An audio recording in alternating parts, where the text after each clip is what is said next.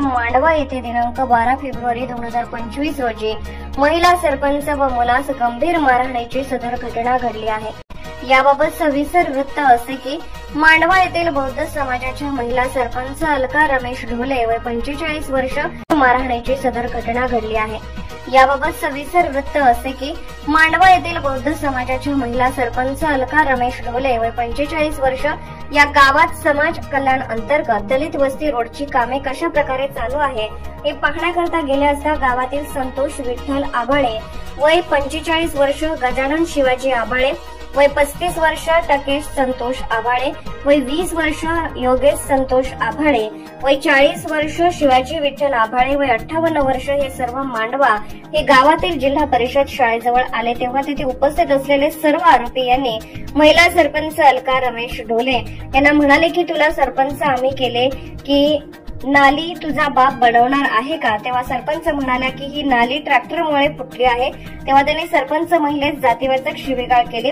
तेवढ्यात सरपंच महिलेचा मुलगा वैभव रमेश ढोले हा तिथे आला असता त्यांनी त्या आरोपींना विचारणा केली असता तुम्ही माझ्या आईला शिव्या का देत आहात असे म्हटले असता शिवाजी विठ्ठल आभाळे व संतोष विठ्ठल आभाळे यांनी त्या मुलाचे हात धरले व गजानन शिवाजी आभाळे यांनी बाजूला असलेले लोखंडी फावडे सरपंचाच्या मुलाच्या डोक्यात घातले व गंभीर जखमी केले। तसेच सरपंच महिला अलका रमेश ढोले या भांडण सोडवण्याकरता गेले असता त्यांची गच्ची धरून त्यांना पण खाली पाडले। अशा वेळी काही गावातील नागरिक येऊन भांडण मिटवण्याचा प्रयत्न केला।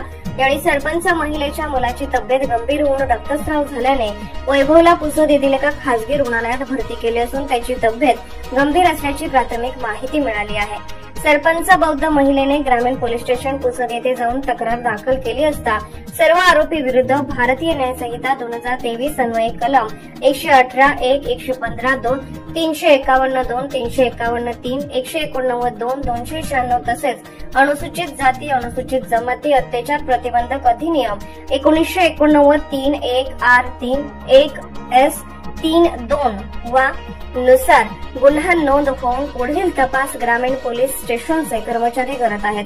बौद्ध सरपंच महिला व मुलास मारहाण झाल्याने ग्रामीण भागातील सुरक्षा व सामाजिक एकात्मता भंग पावत आहे। सदर प्रकरणी पोलीस प्रशासन आता कोणत्या प्रकारची कार्यवाही करतात याकडे सर्वांचे लक्ष लागले आहे।